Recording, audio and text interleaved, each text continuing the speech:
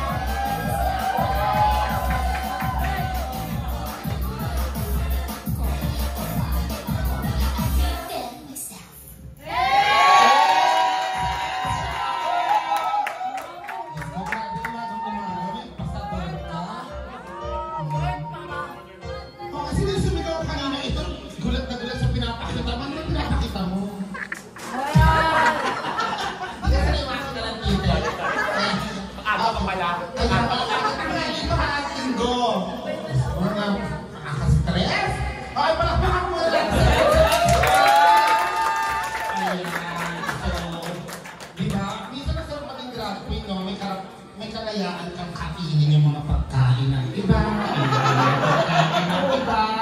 Okay na ako doon.